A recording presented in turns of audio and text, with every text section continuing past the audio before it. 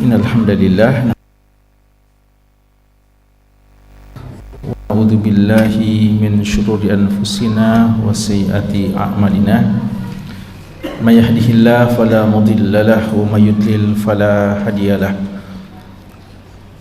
Wa asyhadu an la ilaha illallah wahdahu la syarika lah.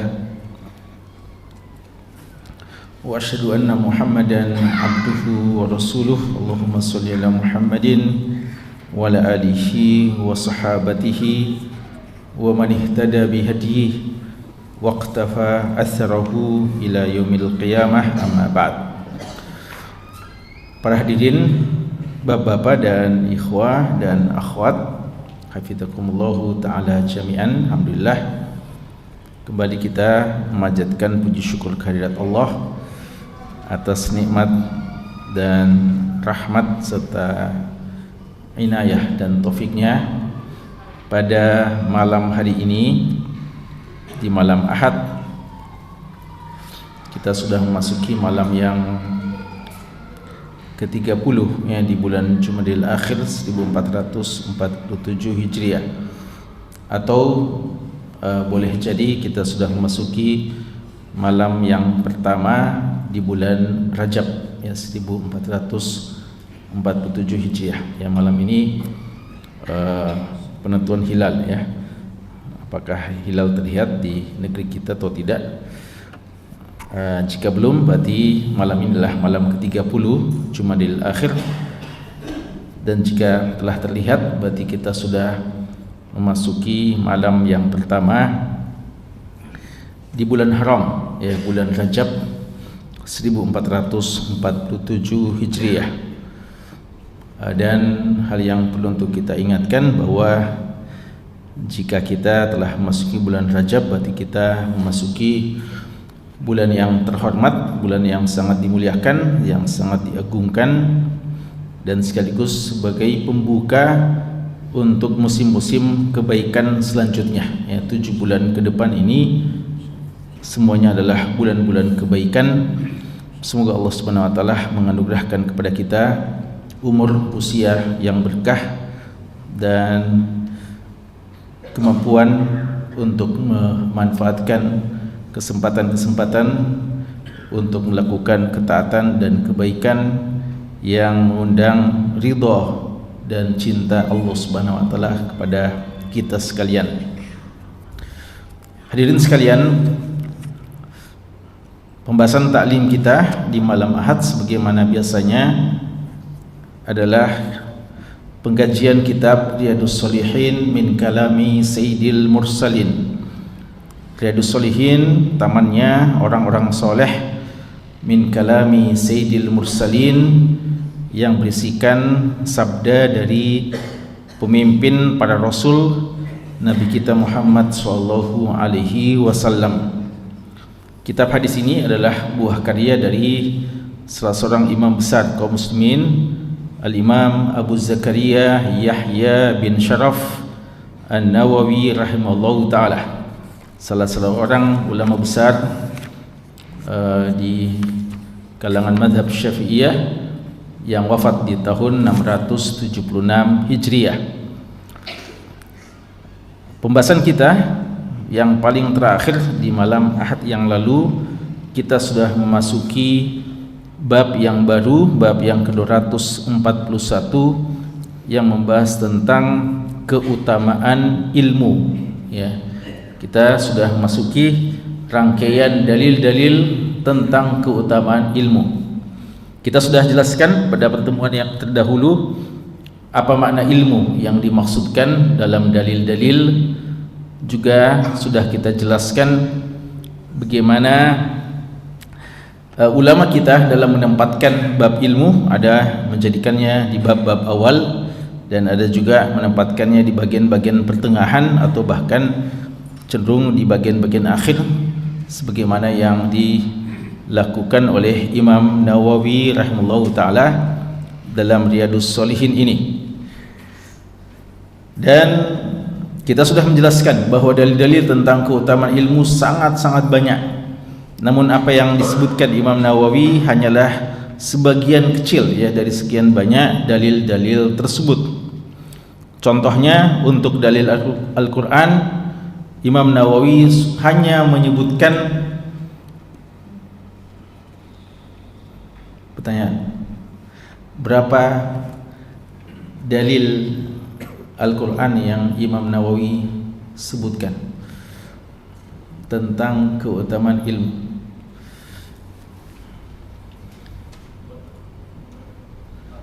Siapa yang jawab tadi?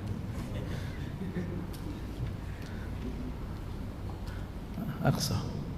4. Hafal? Ya. Apa yang antum hafal? Apa? Surat apa itu? Ayat 28. Apa lagi?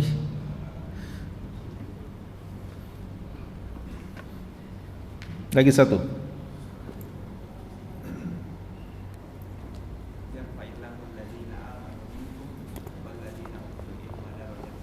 Surat apa itu?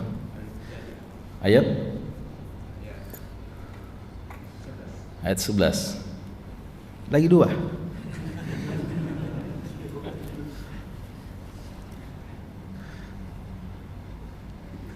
Cuma itu. Iya. Fadhal. Ada lagi? Siapa yang tambah 2?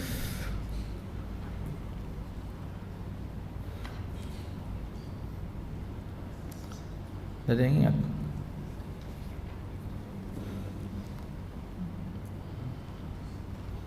Surat Masyari?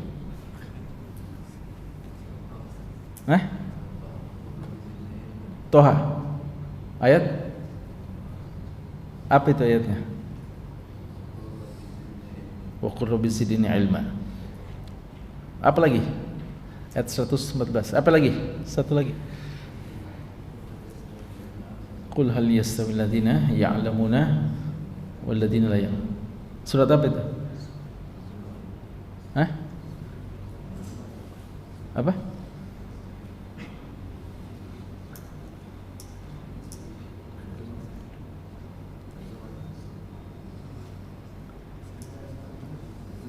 Ayat? Tidak tahu. Susah dikasih hadiah. Ta'al, Ustaz Masyhur, fadhal.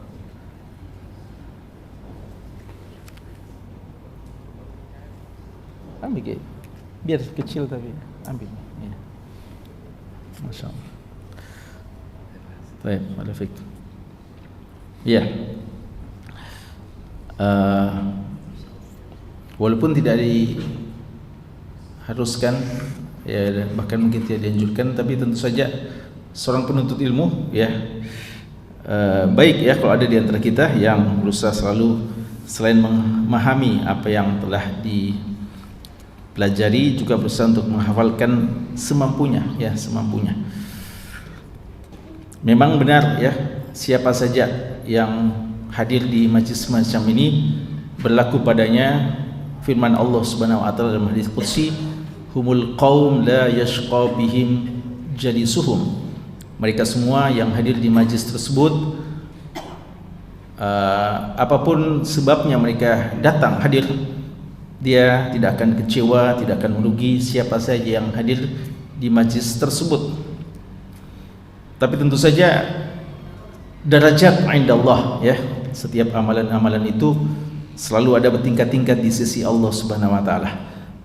Yang paling banyak mengambil manfaat tentu saja insyaallah yang paling tinggi derajatnya. Itu dari segi pemanfaatan, memahami, menghafalkan, ya, dan tentu saja pemanfaatan yang paling tinggi adalah sejauh mana kita mengamalkan, ya, dan menyebarluaskan ilmu yang kita telah pelajari. Kita sudah bahas, ya, pertemuan kemarin hanya membahas ayat-ayat saja, ya, belum sempat kita bahas tentang hadis-hadis Nabi sallallahu alaihi wasallam. Dan dalam pembahasan wa qur rabbi zidni ilma, kita sudah jelaskan wajhul istidlalnya, kenapa sampai dikatakan ini adalah keutamaan ilmu. Di antaranya karena Allah Subhanahu wa taala tidak memerintahkan kepada nabinya minta tambahan kecuali minta tambahan ilmu. Dan ini doa ya, doa yang langsung Allah ajarkan ya. Jadi khos sekalian, bayangkan ya, kita mau berdoa kepada Allah dan kadang doa tidak sampai kalau tidak memenuhi syarat-syaratnya ya. Atau penyampaiannya keliru ya. Kalau kita mau mengajukan satu proposal permintaan kepada seseorang, kadang ditolak permintaan kita, proposal kita karena salah aturan tulisannya atau tidak tepat bentuk-bentuk format yang kita tuliskan untuk mengajukan permintaan tersebut, tertolak. Maka kita merasa tenang kalau memang langsung orang yang kita mau ajukan kepadanya permintaan itu dia langsung arahkan kepada kita begini dan begitu ya. Itu dalam urusan-urusan duniawi. Walillahil masalul a'la, bagi Allah perumpamaan yang lebih tinggi, bahwa jika Allah yang mengajarkan kepada kita doa, maka itu pasti doa yang terbaik ya, doa yang terbaik yang memang dicontohkan, diajarkan langsung oleh Allah Subhanahu wa taala. Apatah lagi kalau memang Allah ajarkan kepada hambanya yang paling mulia, Nabi Allah Muhammad sallallahu alaihi wasallam. Ada satu catatan penting, yaitu kita sering mendengarkan doa ini, Rabbi zidni ilma warzuqni fahma ya, Rabbi zidni ilma warzuqni fahma. Biasa ini diajarkan ya untuk anak-anak TPA kita, TKA kita.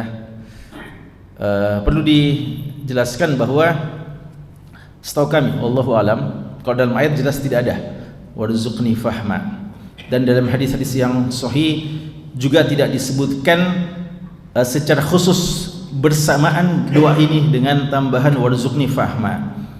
Adapun meminta pemahaman itu bagus, boleh, tapi tidak digabungkan dengan ini. Dan kalau kita mau berdoa seperti itu tidak mengapa, tapi tidak diiktikadkan bahwa itu adalah contoh dari Nabi SAW ya. Jadi kalau kita berdoa waqul rabbi zidni ilma warzuqni fahma, tidak kita yakini bahwa itu satu paket hadis dari Nabi kita sallallahu alaihi wasallam. Apakah memang kita perlu minta pemahaman lagi kalau kita sudah minta ilmu? Jawabannya kadang memang demikian.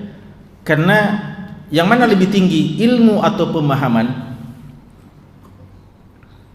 Yang mana kita cari ini, ilmunya kah atau pemahamannya?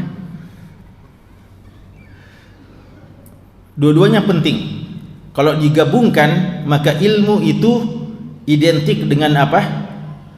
Identik dengan kadang apa yang kita dengarkan dan kita hafalkan. Pemahaman itu adalah nilai plus tambahan di samping apa yang kita hafalkan, kita juga pahami. Ya, dan dua-duanya penting. Makanya dalam hadis Nabi kita sallallahu alaihi wasallam dalam hadis mutawatir mengatakan, naddarallahu imra'an sami'a maqalati fahafidhaha wa addaha wa ballaghaha kama sami' farubba hamili fiqhin wa laysa bifaqih. Semoga Allah menjadikan cerah wajah orang yang mendengarkan sabdaku, lalu dia mendengarkan dan menyampaikan sebagaimana yang saya sampaikan, artinya sesuai dengan hafalan benar hafalannya, lalu disampaikan kepada orang lain. Lalu Rasulullah mengatakan boleh jadi orang yang menyampaikan, artinya yang hafal lalu sampaikan, dia akan sampaikan kepada seseorang yang lebih faham daripada dia. Dia hafal tapi dia kurang faham, lalu dia sampaikan kepada orang yang tidak mendengarkan langsung, tapi orang yang tidak mendengarkan langsung ternyata lebih faham. Nah, ini kolaborasi yang baik ya. Satunya hafal tapi kurang faham, satunya tidak mendengarkan langsung tapi faham, bisa menjelaskan.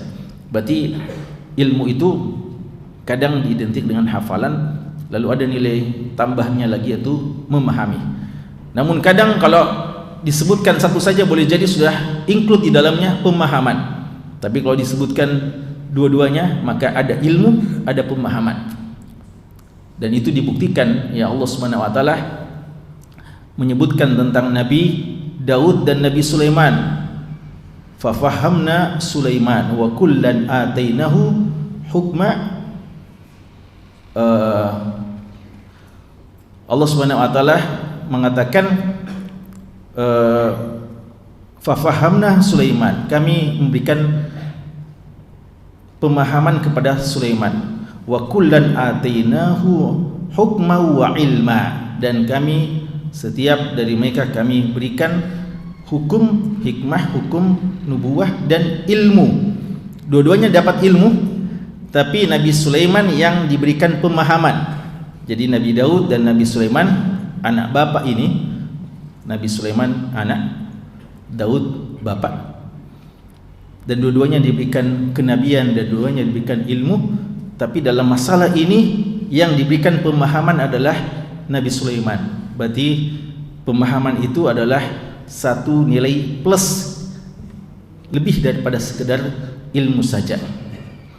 Ibnu Taimiyah rahimahullah ta'ala pernah mengkritisi orang-orang yang berlagak cerdas, para pendewa-pendewa akal, Mu'tazilah, ahli kalam, yang mencoba mengkritisi Quran dan Sunnah lalu salah paham, dan juga mungkin paham tapi mau memplesetkan maknanya. Ibnu Taimiyah menyifatkan mereka dengan perkataannya, utu zakaan walam yu'tu zakaa. Mereka diberikan zakat, kadang diberikan kepintaran, tapi tidak diberikan zakat. Apa itu zakat? Kebersihan jiwa, ya. Jadi mungkin dia cerdas secara intelektual, tapi hatinya bermasalah sehingga mereka tidak mengamalkan, ya. Kadang sebagian orang seperti itu, dikatakan cendekiawan namun justru mengkhianati ilmu yang dimilikinya. Utu uluma walam yu'tu fuhuma.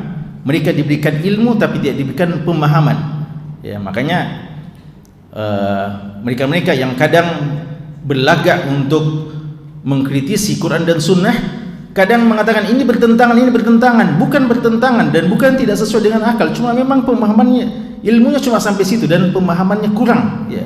Lalu ulama-ulama sekaliber Ibnu Taimiyah bisa menjelaskan bagaimana pemahaman yang benar terhadap Quran dan Sunnah itu, dan tidak ada kontradiksi sama sekali antara satu ayat dengan ayat yang lainnya, antara satu hadis dengan hadis yang lainnya, dan antara ayat dan hadis tidak ada sama sekali pertentangan antara wahyu. Jadi ada perbedaan antara ilmu dan pemahaman. Jadi tidak apa-apa kadang kita mengatakan wa qur rabbi zidni ilma warzuqni fahma, tapi sekali lagi dalam ayat dan dalam hadis disebutkan cuma wa qur rabbi zidni ilma. Bisa hadis-hadis yang lain, ya, yang bisa membantu kita untuk meminta pemahaman yang baik, ya. Di antaranya apa yang kita akan bacakan sekarang, hadis dari Muawiyah radhiyallahu taala anhu. Hadis yang pertama dalam bab ini, hadis yang ke-1376. Wa an Muawiyah radhiyallahu anhu qala, dari sahabat yang mulia Muawiyah bin Abi Sufyan radhiyallahu taala anhuma qala, beliau mengatakan, qala Rasulullah sallallahu alaihi wasallam, Rasulullah sallallahu alaihi wasallam bersabda, may yuridillahu bihi khaira, barang siapa yang Allah inginkan kebaikan kepadanya, yufaqihu fid din, niscaya Allah Subhanahu wa taala menjadikan dia faqih, faham maksudnya terhadap ad-din, terhadap agama ini. Muttafaqun alaih. Hadis ini adalah hadis yang sahih, diriwayatkan oleh Imam Bukhari dan Imam Muslim. Ada beberapa hal yang perlu kita fahami tentang hadis ini. Hadis ini salah satu hadis yang menjelaskan tentang keutamaan ilmu agama. Lebih khusus, ya. Kan kalau hanya disebutkan ilmu, kadang sebagian kita mengklaim, ya, ilmu kan umum, banyak, ya, walaupun yang lalu kita sudah jelaskan hakikat ilmu yang dimaksudkan. Tapi kadang masih bias dan masih luas makna ilmu itu. Tapi hadis ini jelas mengatakan bahwa yang dimaksudkan Orang yang Allah inginkan kebaikan kepadanya adalah orang yang Allah berikan pemahaman yang baik tentang agama. May yuridillahu bihi khaira yufaqihu fid din. Orang yang diberikan pemahaman yang baik tentang agama. Maka jemaah sekalian, hadis ini menjelaskan kepada kita bahwa orang yang Allah mudahkan untuk memahami agama, maka itu tanda Allah inginkan kebaikan kepadanya. Maka syukuri kepada Allah. Kalau anda merasa adalah anda seorang yang ketika mencoba menghafalkan ayat, menghafalkan hadis terasa mudah, mencoba memahami makna-makna ayat dan makna-makna hadis terasa mudah untuk anda fahami, maka itu pertanda, insyaallah indikasi Allah inginkan kebaikan kepada anda. Jangan sia-siakan itu, manfaatkan, pelihara nikmat tersebut, karena Allah inginkan kebaikan kepada anda. Dan jangan sia-siakan siapa yang Allah anugerahkan kemampuan hafalan yang baik, pemahaman terhadap agama yang baik, lalu dia menyanyiakannya, bermalas-malasan untuk menuntut ilmu, padahal dia punya potensi seperti itu. Pada hakikatnya dia telah menyanyiakan nikmat yang sangat besar yang Allah inginkan kepadanya. Allah inginkan kebaikan kepadanya, tapi justru dia menginginkan kebalikannya. Waliyadzubillah. Jadi nikmat besar ya ketika Allah menjadikan anda mudah untuk memahami agama. Makna yang lain dari hadis ini adalah, siapa di antara kita yang mungkin diberikan anugerah ilmu yang luar biasa, tapi selain ilmu agama, dia pakar dalam bidang-bidang apa saja, dia sangat ahli dalam berbagai macam ilmu-ilmu yang untuk mudahnya kadang dibahasakan ilmu duniawi, kadang bagus, kita katakan bagus, bermanfaat, tapi itu belum menjadi tanda alamat bahwa Allah menginginkan kebaikan kepada anda. Tidak ada jaminan, tidak ada jaminan may yuridillahu bi khaira yufahhimhu au yufaqihu fi ilmi kada wa kada. Tidak ada jaminan sedikit pun dalam hadis siapa yang Allah inginkan kebaikan padanya, Allah jadikan dia pakar dalam ilmu ini dan ilmu itu. Insya Allah bisa bermanfaat, tapi sekali lagi tidak ada jaminan langsung, tidak ada jaminan langsung dari Allah Subhanahu wa taala. Tinggal bagaimana kalau kita Allah berikan kepada kita ilmu yang sangat luar biasa terhadap ilmu-ilmu yang bisa bermanfaat bagi orang lain selain ilmu agama, syukuri dan berikan manfaat sebesar kepada umat. Tapi sekali lagi belum jadi jaminan. Bahkan ada isyarat dari Allah bagi mereka-mereka yang pakar dalam berbagai macam ilmu duniawi, lalu sangat awam kadang dalam ilmu agama. Ya'lamuna zahiran al-hayatid dunya wa hum 'anil akhirati hum ghafilun. Ada orang yang kata Allah sangat tahu dalam berbagai macam hal-hal yang sifatnya duniawi, tapi tentang akhirat sangat lalai, ya sangat lalai. Dalam hadis bahkan dikatakan Allah membenci seseorang yang jahilun bil akhirah alimun bid dunya, sangat alim dalam masalah duniawi tapi jahil dalam masalah akhirat. Jangan sampai ilmu keduniaan kita berbanding terbalik dengan ilmu agama kita. Jangan ada kesenjangan yang terlalu jauh. Kita begitu pakar dalam ilmu-ilmu duniawi, lalu dalam masalah-masalah akhirat ditanya tentang hal-hal yang membatalkan wudhu saja umpamanya, atau apa itu tayammum, atau apa itu sujud sahwi, kita kebingungan. Hal yang sangat dasar kita tidak ketahui. Ini suatu indikasi yang hal yang tidak baik kepada kita. Bahkan Allah membenci orang yang sangat awam dalam masalah agama dan sangat alim, pakar dalam ilmu-ilmu keduniaan. Jadi seharusnya menjadi cambuk bagi kita bahwa tidak jadi alasan kita tidak menekuni ilmu agama, kita hanya menekuni ilmu duniawi sehingga kita tidak terlalu faham akan ilmu agama. Tidak bisa jadi alasan. Bahkan silakan kita mengilmui setinggi-tingginya ilmu-ilmu duniawi yang bermanfaat bagi kita, tapi tidak menjadi alasan Anda sangat awam, tidak tahu sama sekali tentang ilmu akhirat, ilmu agama. Karena jika kita faham ilmu agama, ada jaminan Allah yuridu minna khaira. Allah inginkan kebaikan kepada kita. Hadis ini juga menjelaskan kepada kita bahwa pemahaman tentang agama, tafaqquh fi din, dan pemahaman tentang agama adalah satu taufik dari Allah Subhanahu wa taala. Memahami agama ini harus kita wujudkan dan kita peroleh paling tidak dengan dua cara, yaitu tafaqquh, kita belajar dan belajar, kita mempelajarinya. Yang kedua adalah kita banyak berdoa, ya, kita banyak berdoa.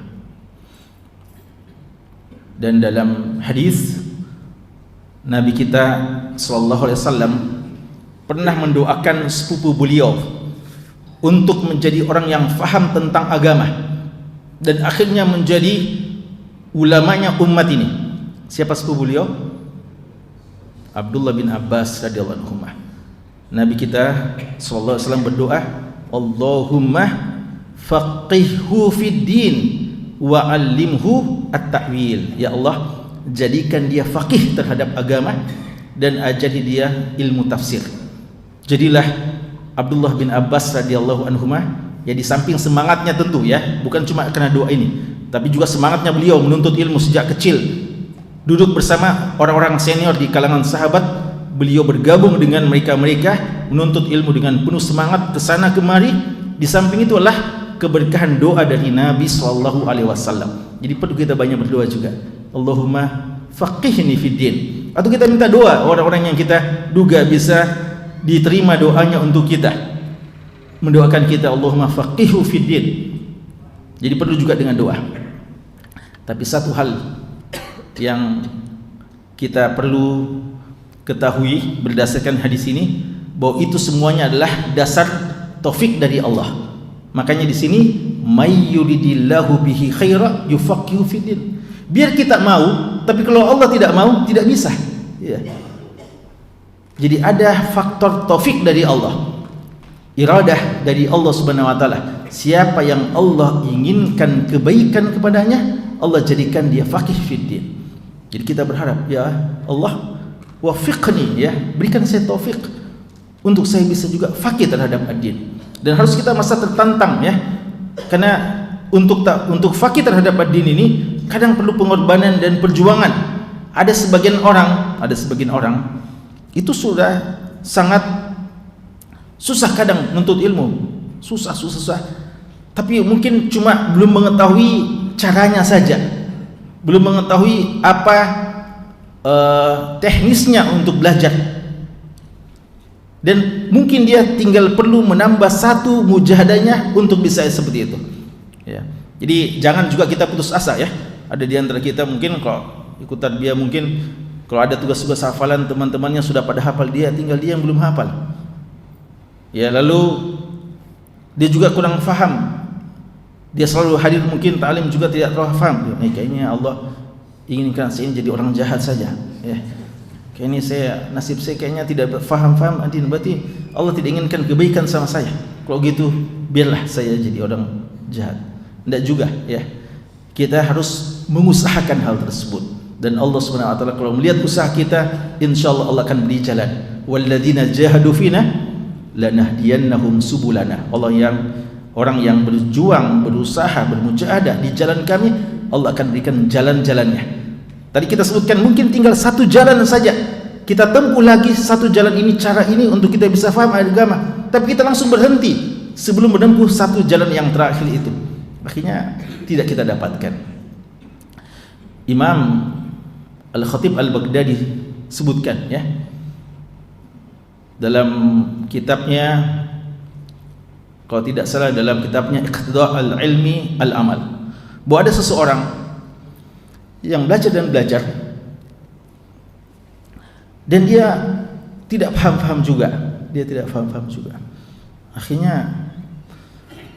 dia hampir putus asa.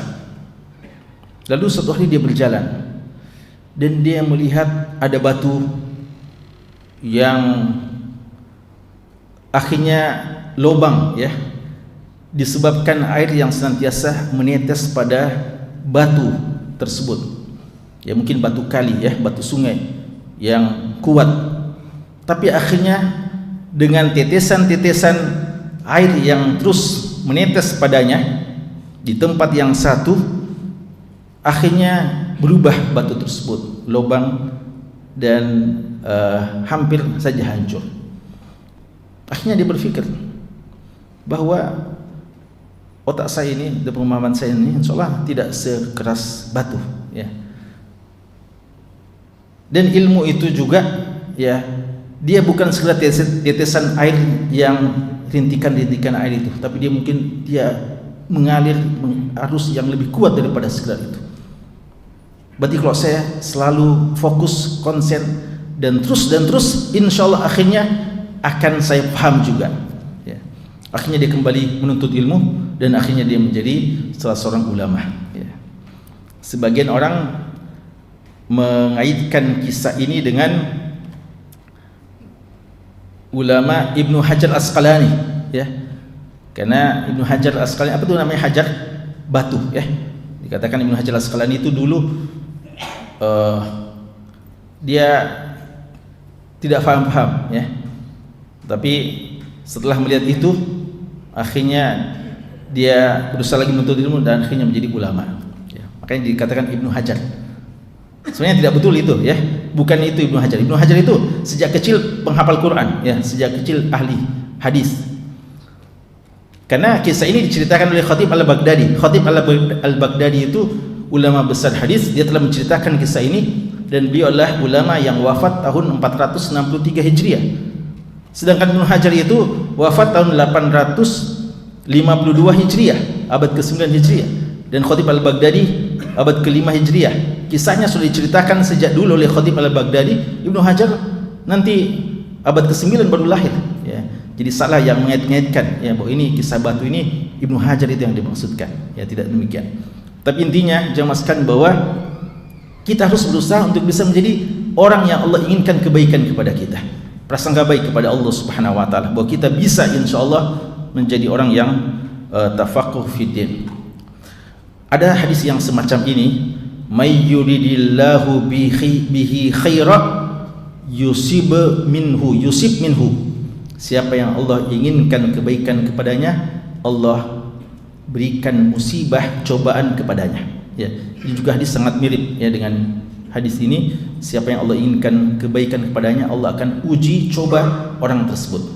Maka ini memberikan prasangka baik kepada Allah Subhanahu wa taala ketika kita diuji, mendapatkan musibah. Termasuk saudara-saudara kita di Sumatera, kita tidak berpandangan negatif terhadap mereka, apalagi mungkin banyak adalah orang-orang Islam dan orang yang taat, bahwa mulai jadi mereka mendapatkan ujian dan musibah bukan karena Allah murka kepada mereka, tapi Allah inginkan kebaikan kepada mereka.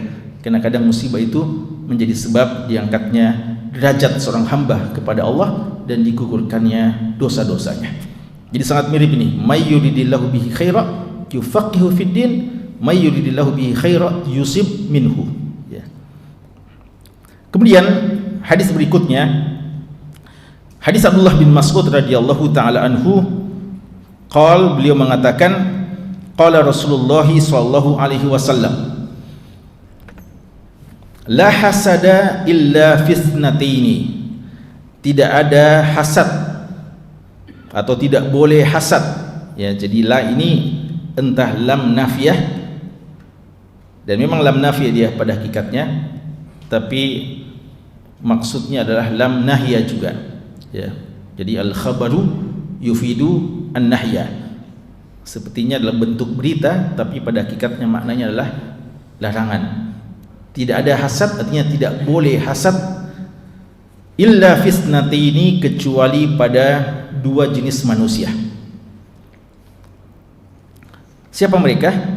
Pertama, rajulun atahullahu mala, seseorang yang Allah Subhanahu wa taala berikan kepadanya mala, harta, fasallatahu ala halakatihi fil haqq, lalu Allah menjadikan dia berkuasa, dia mampu untuk ala halakati. Halakah artinya binasa. Apa maksudnya halakah? Binasa dia habiskan semua hartanya. Ya, jadi dia tidak dikatakan ala infaqihi, tapi ala halakah, untuk menunjukkan banyaknya sedekahnya, sampai-sampai dibahasakan dengan untuk membinasakan hartanya, artinya untuk menghabiskan hartanya fil haq, dalam kebenaran. Ini orang pertama. Orang kedua, rajulun atahullahul hikmah, orang yang Allah berikan kepadanya hikmah, fahuwa yaqdi biha, lalu dia menjalankan hikmah tersebut, wa yu'allimuha, dan dia mengajarkannya. Muttafaqun alaih. Hadis ini hadis sahih diriwayatkan Imam Bukhari dan Imam Muslim. Hadis ini sebenarnya sudah pernah kita bahas, tapi sudah cukup lama ya. Sekarang hadis ini hadis 1377. Hadis ini pernah disebutkan Imam Nawawi juga di nomor 544 ya. Sudah cukup lama. Tidak apa-apa kita jelaskan sedikit. Hadis ini diriwayatkan oleh beberapa sahabat selain Abdullah bin Mas'ud, juga diriwayatkan oleh Abu Hurairah radhiyallahu anhu dan Abdullah bin Umar radhiyallahu taala anhuma, tentang orang yang bisa kita hasad. Hasad sebenarnya salah satu penyakit hati yang sangat berbahaya. Hasad itu penyakit hati yang bisa menjerumuskan orang ke dalam dosa besar, seperti membunuh. Ya, seperti membunuh. Bukankah anak Adam yang membunuh saudaranya, kasus pembunuhan yang pertama terjadi di bumi ini, itu adalah kasus pembunuhan yang terjadi antara dua anak Adam, yang dalam kisah Israiliyat disebut namanya Habil dan Qabil, ya, Qabil dan Habil.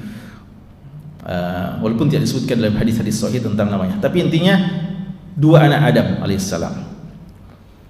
Kenapa sampai tega membunuh saudaranya? Pemicunya adalah hasad. Ketika keduanya berkurban, fatuqubbila min ahadihima wa lam yutaqabbal minal akhar, satu saja diterima kurbannya oleh Allah, satunya ditolak, maka dia hasad. Laqtulannak, saya mau bunuh kamu. Ya, bahaya sekali ya hasad itu.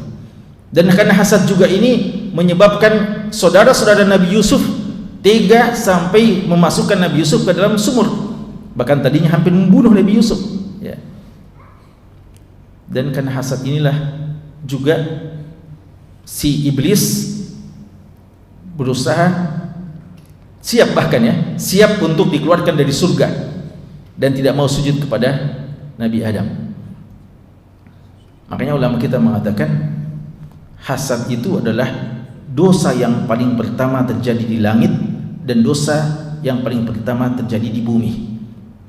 Dosa yang pertama kali terjadi di langit itu kisah si iblis, ketika dia hasad lalu disuruh sujud kepada Adam, tidak mau.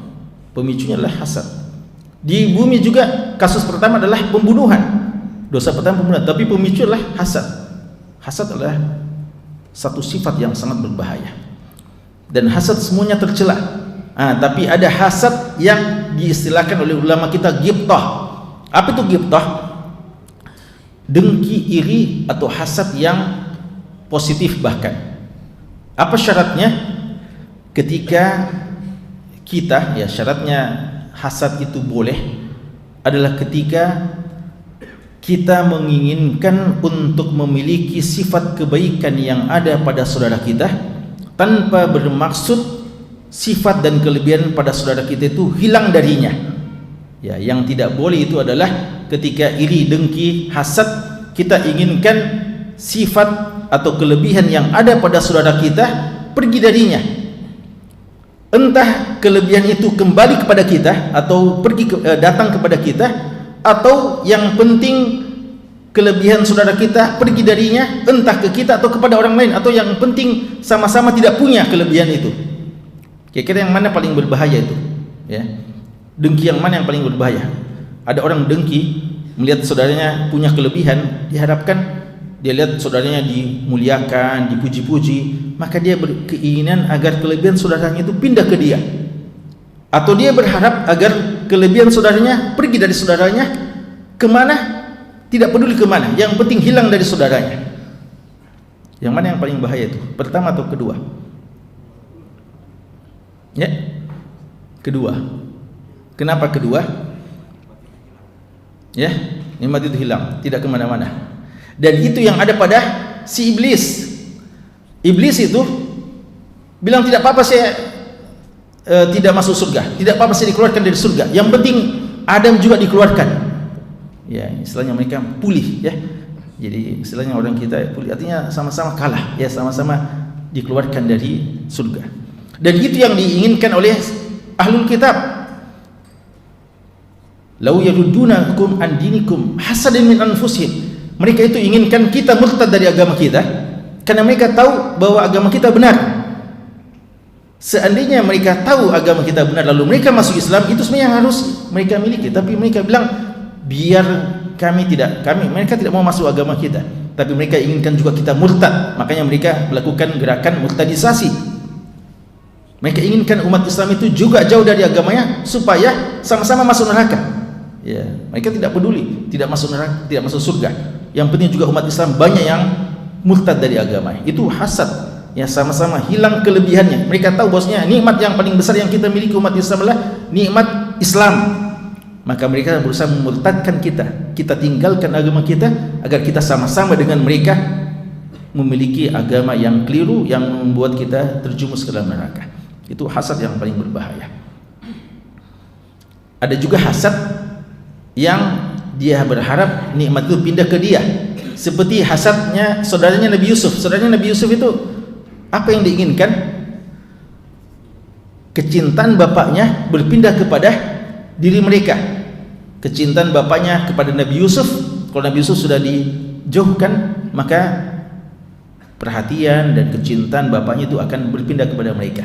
Itu hasad juga yang tidak boleh, tapi itu lebih rendah ya. Apa hasad yang dibolehkan? Hasad yang dibolehkan adalah ketika kita melihat kelebihan saudara kita, maka kita juga termotivasi untuk bisa bersama-sama dalam kebaikan tanpa bermaksud nikmat yang ada pada saudara kita hilang dari mereka. Justru kalau kita lihat kelebihan saudara kita, mari kita berfastafiqul khairat. Ya, kita lihat Masya Allah orang ini begini dan begitu, maka kita mari bersama-sama dalam kebaikan. Kita juga belajar, kita juga berusaha untuk bisa memiliki nikmat tersebut. Jangan justru kita berharap nikmat yang ada pada saudara kita hilang dari mereka. Cuma kadang-kadang hasad kita atau ghibthah kita salah alamat. Apa itu salah alamat? Karena kita berharap sesuatu yang sebenarnya tidak perlu kita memaksakan diri untuk memilikinya. Ada orang yang melihat ada orang yang sangat kaya raya, maka dia juga mau kaya raya. Itu hasad positif atau tidak? Kalau kita lihat ada orang kaya raya, Masya Allah banyak sekali hartanya, kita juga langsung mau sama dengan mereka. Positif atau tidak? Boleh atau tidak? Boleh atau tidak? Boleh. Terpuji atau tidak? Ya, tidak terpuji ya. Karena kita cuma menginginkan kekayaan yang sama dengan mereka. Karena kekayaan itu bukan standar kebaikan di sisi Allah. Ya. Makanya orang-orang yang ketika melihat Qarun dalam surat Al-Qasas, bukan melihat Qarun, mereka langsung takjub, sangat ingin sama dengan Qarun. Ya. Salah. Ya. Jadi bukan kekayaannya yang kita kagumi, yang kita ingin sama mereka. Dan itu bukan satu kelebihan. Kelebihannya kalau kekayaannya dimanfaatkan dalam ketaatan kepada Allah lalu berinfak. Makanya hadis ini menjelaskan bukan kekayaannya yang harus kita incar, yang kita juga ingin memiliki kelebihan seperti itu, tapi kita ingin memiliki seperti itu dengan maksud kita memanfaatkan dalam ketaatan kepada Allah. Makanya orang pertama yang boleh kita hasad dalam makna positif, kita berharap sama-sama dengan dia dalam kebaikan, pertama adalah seorang yang Allah berikan harta yang banyak, atau harta yang pas-pasan, harta yang berberkah, lalu hartanya bukan untuk berbangga-banggaan, bukan untuk berbanyak-banyak. Ya, tadi imam kita membaca alhaakumut takatsur. Ya, bukan sekedar untuk berbanyak-banyak harta, tapi bagaimana harta kita itu harta yang kita infakkan di jalan agama Allah Subhanahu wa taala.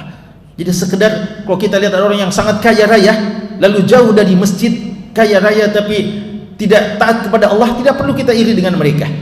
Karena apa yang kita berada dalamnya, walaupun mungkin kelihatannya rezeki kita sederhana, tapi kita orang yang taat kepada Allah itu jauh lebih besar nikmatnya yang Allah berikan kepada kita dari orang yang semacam itu. Tapi kalau kita lihat ada orang yang kaya raya, sudah kaya, lebih rajin daripada kita berpuasa sunnah, lebih rajin daripada kita ke masjid, itu yang patut kita cemburui, ya. Dan itu yang terjadi pada sahabat Nabi SAW. Zahaba ahlud dusuri bil ujur, yusalluna kama nusalli, wa yasumuna kama nasum, wa yatasaddaquna bi fuduli amwalihim. Kata para sahabat-sahabat yang miskin dari kalangan muhajirin, orang-orang kaya memborong semua pahala. Mereka banyak puasa, mereka banyak solat-solat sunat, mereka banyak solat-solatnya sebagaimana kami juga banyak solat. Ini mereka berlomba-lomba, solat wajib sama, solat sunnah kita juga solat sunnah. Jadi orang kaya dan miskin berlomba-lomba ini. Lalu mereka berpuasa wajib, berpuasa sunnah kita juga. Tapi ada satu yang tidak bisa kita kalahkan mereka. Mereka berinfak dengan kelebihan hartanya, kita tidak ada harta kita, ya. Maka kita dikala ini oleh mereka. Itu kecemburuannya para sahabat bukan karena banyak hartanya, tapi kenapa? Karena mereka bisa berinfak, kita tidak bisa bersedekah. Itu sebenarnya yang dimaksudkan iri yang positif. Kita juga berharap untuk bisa menjadi orang yang kaya atau paling tidak punya harta, bukan untuk kita bermegah-megah dengan harta yang banyak, bukan untuk kita berbangga-bangga, tapi untuk kita juga bisa ketika ada kesempatan berinfak, kita juga berinfak. Kita tahu, telah pelajari tentang zakat harta, tentang zakat fitrah, zakat harta patah lagi, tapi kita belum pernah melakukan zakat harta karena harta kita tidak pernah sampai ke nisab, ya. Selalu datang haulnya, sudah 1 tahun lebih, bertahun-tahun kita miliki tapi tidak pernah sampai nisabnya, maka tidak, ya, kita iri kepada orang yang punya harta lalu dia mengeluarkan zakatnya. Itu sebenarnya yang dimaksudkan, ya. Jadi iri kita terhadap orang kaya bukan sekedar kayanya, tapi kaya yang masya Allah sudah kaya, taat lagi, ya. Kalau hari ini, ya, kita mungkin bisa saingi orang kaya, ya, karena sebagian orang kaya tidak sama dengan sahabat, ya. Kalau sahabat bilang mereka sholat, kita sholat, kita puasa, mereka juga puasa, mereka sedekah, kita tidak bisa sedekah. Kalau hari ini mungkin kita bilang mereka bersedekah, kita tidak bisa sedekah karena tidak ada uang kita. Tapi kami sholat, mereka tidak sholat, ya, karena sebagian orang kaya, ya, yang hanya mengandalkan hartanya tapi tidak ada sholatnya, ya, dan dia menyangka sudah cukup dengan sedekah-sedekahnya saja. Kita bisa puasa-puasa sunnah, dia tidak berpuasa sunnah, ya. Jadi bisa kita cukup menyaingi mereka, ya, dengan ini. Tapi kalau sahabat dulu, orang kaya dan orang miskin pada berlomba-lomba, dan keutamaan orang kaya karena mereka punya nilai plus, ya, mereka punya harta yang mereka infakkan. Maka beruntung, syukuri nikmat Allah ketika Allah melapangkan harta Anda. Tapi bukan cuma itu, ketika Anda bisa menginfakkannya di jalan agama Allah Subhanahu wa taala. Yang kedua adalah orang yang berilmu. Siapa orang berilmu? Hikmah yang dimaksudkan adalah ilmu, ya.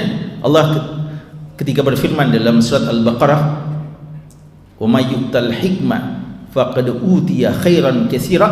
Siapa yang diberikan hikmah, maka diberikan kebaikan yang sangat besar.